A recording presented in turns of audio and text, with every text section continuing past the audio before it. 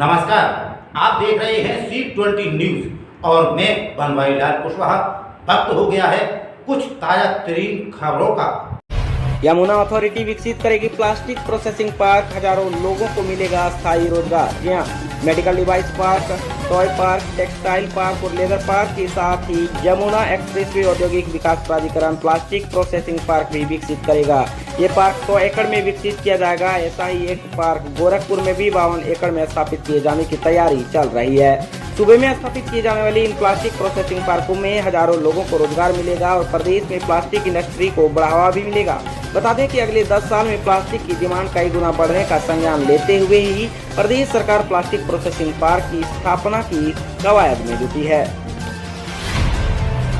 इसके साथ ही दोस्तों, हर धार्मिक पीठ संस्कृत विद्यालय खोले, यूपी सरकार करेगी सहयोग, सीएम योगी ने दिया बयान। जी हाँ, मुख्यमंत्री योगी आदित्यनाथ ने संस्कृत संस्कृति और गो संरक्षण के लिए मठ मंदिरों से आगे आने का आह्वान किया है। उन्होंने कहा है कि धर्म की रक्षा तब होगी जब उसके मूल को समझने का प्रयास करेंगे। भारत और भारतीय संस्कृति को बचाने के लिए हर नागरिक को तैयार रहना होगा। मुख्यमंत्री गुरुवार को ब्रह्मलीन महंत दिग्विजय नाथ की 52वीं पुण्यतिथि पर गोरखपुर मंदिर परिसर में श्रद्धांजलि सभा को संबोधित कर रहे थे। योगी ने आह्वान किया कि हर धार्मिक पीठ संस्कृत विद्यालय खोलें, सरकार हर संभव सहयोग करेगी।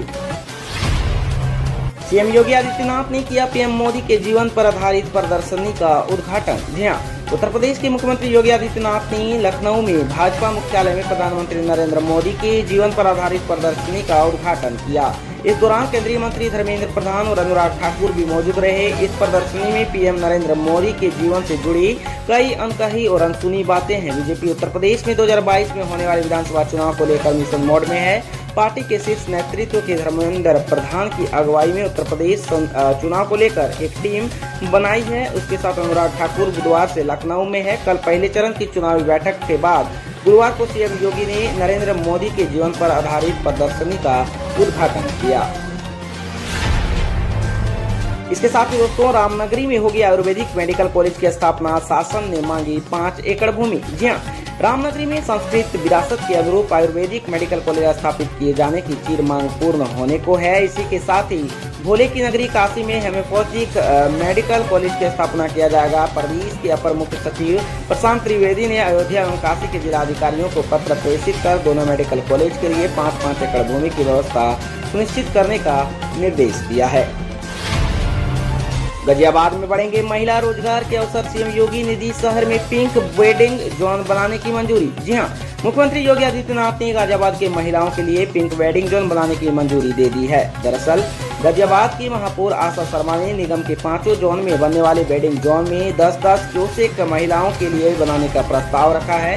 मुख्यमंत्री ने इसे सराहनीय कदम बताते हुए आगे बढ़ाने को कहा है। गाजियाबाद में रात्रि प्रवास पर पहुंचे मुख्यमंत्री योगी आदित्यनाथ ने जनप्रतिनिधियों से शहर में चल रहे विकास कार्यों पर चर्चा की। इस दौरान मुख्यमंत्री ने अधिकारियों को निर्माण कार्यों में तेजी लाने को कहा। इसके अलावा महानगर और लोनी में जल भराव की समस्या को भी दूर करने को कहा। महापौर आशा शर्मा ने मुख्यमंत्री को बताया कि शहर की कई बड़ी परियोजनाएं बनकर तैयार हैं। ऑडिटोरियम, शॉपिंग कॉम्प्लेक्स और 2 गार्बेज फैक्ट्री तैयार हैं। 26 तालाबों का सौंदर्यीकरण करा दिया गया है। बारिश को लेकर मौसम विभाग का अलर्ट, यूपी समेत 3 राज्यों में हो सकती है भीषण बारिश। जी हाँ, देश में कई राज्यों में भीषण बारिश से नदियों का जलस्तर लगातार बढ़ता जा रहा है। बरसात के बाद भी इस बार मानसून बना हुआ है और गुजरात, बंगाल, यूपी समेत अन्य कई राज्यों में बारिश हो रही है। बारिश के कारण कई जगहों पर जल भराव की स्थिति बनी हुई है। वहीं इस बीच भारत मौसम विज्ञान विभाग ने फिर से देश के कई राज्यों में बारिश की चेतावनी जारी की है। मौसम विभाग के मुताबिक यूपी, मध्य प्रदेश समेत देश के कुल 10 राज्यों में झमाझम बारिश देखने को मिलेगी। कृषि विभाग की नई पहल, बस फसल का फोटो डालिए, घर बैठे मिलेगा समाधान। जी हाँ, किसानों की संबंधित समस्याओं के निस्तारण के लिए कृषि विभाग ने नई पहल शुरू की है। किसान व्हाट्सएप नंबर पर फसल का फोटो किसान को भेजा जाएगा, जिसके बाद कृषि विभाग के विशेषज्ञ अगले 48 घंटों में किसान की समस्या का निदान कर अवगत कराएंगे। जिला कृषि रक्षा अधिकारी अमरपाल ने बताया कि कृषि विभाग द्वारा किसानों के लिए नई योजना शुरू की गई है। योजना के तहत फसलों में लगने वाले रोग, कीट व अन्य किसी भी प्रकार की समस्या का निदान अब फोटो देखकर किया जाएगा। कृषि विभाग के विशेषज्ञों की टीम किसान द्वारा किसान व्हाट्सएप पर भेजे गए फोटो का अवलोकन करेगी और निदान तलाश कर किसान को अवगत कराएगी। बीएसपी मुखिया मायावती का भाजपा पर हमला, बोली बीजेपी की डबल इंजन सरकार जुमलेबाजी, नहीं बढ़ी प्रति व्यक्ति आय। जी हाँ, बहुजन समाज पार्टी की मुखिया मायावती ने गुरुवार को उत्तर प्रदेश को लेकर भारतीय जनता पार्टी पर बड़ा हमला बोला है। मायावती ने उत्तर प्रदेश के सीएम योगी आदित्यनाथ के डबल इंजन वाली सरकार के बयान पर तंज कसा है। उत्तर प्रदेश की पूर्व मुख्यमंत्री और बसपा की राष्ट्रीय अध्यक्ष मायावती ने गुरुवार को सिलसिलेवार को 2 ट्वीट से भाजपा पर हमला बोला है। मायावती ने कहा कि उत्तर प्रदेश के निवासियों की प्रति व्यक्ति आय सही से नहीं बढ़ने, अर्थात यहाँ के करोड़ों लोगों के गरीब व पिछड़े बने रहने संबंधी रिजर्व बैंक के ताजा आंकड़े ही भारतीय जनता पार्टी की पोल खोल रहे हैं। मायावती ने कहा कि आंकड़े इस आम धारणा को प्रमाणित करते हैं कि भाजपा के विकास के दावे हवाई व जुमलेबाजी है। उत्तर प्रदेश में तो इनकी डबल इंजन की सरकार में भी ऐसा क्यों है कि यहाँ पर प्रति व्यक्ति आय सही से नहीं बढ़ी है।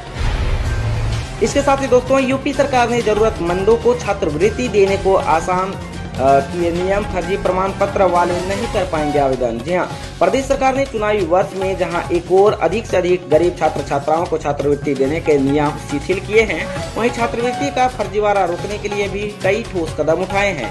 अब आय व जाति प्रमाण पत्र फर्जी हुआ तो छात्र ऑनलाइन आवेदन पत्र ही नहीं भर पाएंगे। समाज कल्याण विभाग NIC के माध्यम से ऐसा सॉफ्टवेयर विकसित किया जा रहा है जिसमें प्रमाण पत्रों का लाइव मिलान हो सकेगा। यदि प्रमाण पत्र फर्जी है तो उसका नंबर फीड करने पर ऑनलाइन या फिर आवेदन पत्र जमा नहीं हो पाएगा। इसके साथ ही दोस्तों, रेलवे अस्पतालों में बाहरी भी करा सकेंगे इलाज, स्कूलों को भी निजी हाथों में सौंपने की तैयारी। जी हाँ, रेलवे के अस्पतालों में कर्मियों और उनके स्वजन के अलावा बाहर के लोग भी अपना इलाज करा सकेंगे। अस्पताल पूरी तरह डिजिटल तो होंगे लेकिन पब्लिक प्राइवेट पार्टनरशिप पर तैयार होंगे, यानी अस्पतालों का समग्र विकास होगा। बाहरी लोगों को इलाज की अच्छी सुविधा मिलेगी। गोरखपुर सहित देश के 40 स्टेशनों के बाद हॉस्पिटल और स्कूलों को भी पब्लिक प्राइवेट पार्टनरशिप के हाथों में देने की योजना तैयार होने लगी है। हॉस्पिटल ही नहीं, रेलवे के कुछ भी PPP मॉडल पर विकसित होंगे। अगर कई पार्टनरशिप नहीं मिला तो स्कूलों को केंद्र या राज्य सरकार के विद्यालयों से संबंध करा दिए जाएंगे।